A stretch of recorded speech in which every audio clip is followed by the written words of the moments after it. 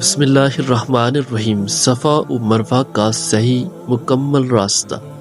آج ہم آپ کو یہ سارا واقعہ بھی سنائیں گے اور حضرت ہاجرہ رضی اللہ تعالیٰ عنہ نے حضرت اسماعیل کو لٹایا اور پھر کبھی پانی کے لیے پہاڑ پہ سے اترتی، اس کے اوپر چڑھتی اور پانی ڈھونڈتی۔ آج یہ سارا واقعہ بھی آپ کو سنائیں گے اور وہ جگہ بھی آپ کو دکھائیں گے۔ حضرت ابراہیم علیہ السلام اپنی زوجہ سارہ، بھتیجے لوط اور حضرت ہاجرہ کے ساتھ مصر سے شام واپس آ گئے۔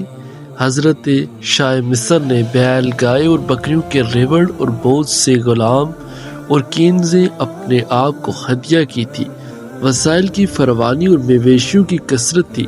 حضرت ابراہیم علیہ السلام نے حضرت لوط علیہ السلام کو بہت سارے مویشی اور مال و اسباب دے کر حق اور خدانیت کے مشن کو پھیلانے کے لیے روانہ کر دیا۔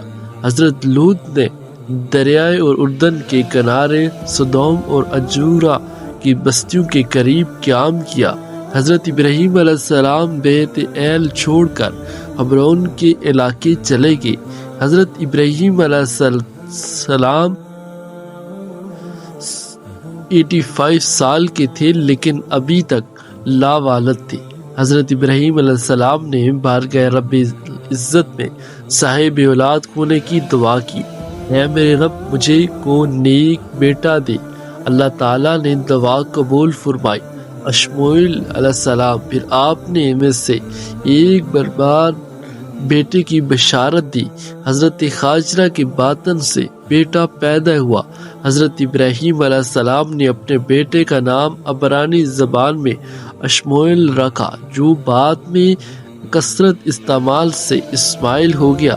حضرت اسماعیل سے حضرت ابراہیم علیہ السلام کو بہت پیار تھا، وہ ذرا اسی دیر کے لیے بھی انہیں نظروں سے اوجھل نہیں ہونے دیتے تھے، گود میں لیے رہتے تھے اور اپنے کندھوں پر بٹھاتے تھے۔ یہ بات حضرت سارہ کی برداشت سے باہر تھی۔ حضرت سارہ اور حضرت ہاجرہ کا اختلاف ختم کرنے کے لیے حضرت ابراہیم علیہ السلام نے بہت کوشش کی، مگر دونوں بیگمات میں ذہنی ہم آہنگی نہیں ہوئی۔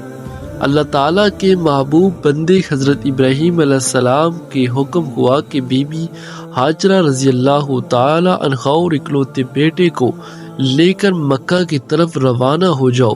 جب آپ وادی الام کرا میں پہنچے تو ماں بیٹے کو وہاں چھوڑ دیا۔ قرآن حکیم نے اس مقام کو وادی غیر زرع کہا ہے۔ بنجر اور پتھریلی زمین میں کھجوریں اور پانی کا مشکیزہ رکھ کر کچھ کہے سنے بغیر واپس جانے لگے تو بی بی ہاجرہ نے بے قراری سے پوچھا، اے اللہ کے مقرب بندے، آپ ہمیں کس کے سہارے چھوڑ کر جا رہے ہیں؟ آپ نے فرمایا، اللہ کے سہارے۔ بی بی ہاجرہ نے پوچھا، کیا یہ اللہ کا حکم ہے؟ حضرت ابراہیم علیہ السلام نے کہا، ہاں۔ پاک باطن خاتون حضرت ہاجرہ بولی، آپ تشریف لے جائیں، بے شک اللہ ہمارا کفیل ہے، وہ ہمیں ضائع نہیں کرے گا۔ مشکیزے کا پانی اور کھجور ختم ہو گئی تو شیر خور بچہ بھوک اور پیاس سے رونے لگا۔ جنگل بیابان میں دور دور تک پانی کا نام و نشان نہیں تھا۔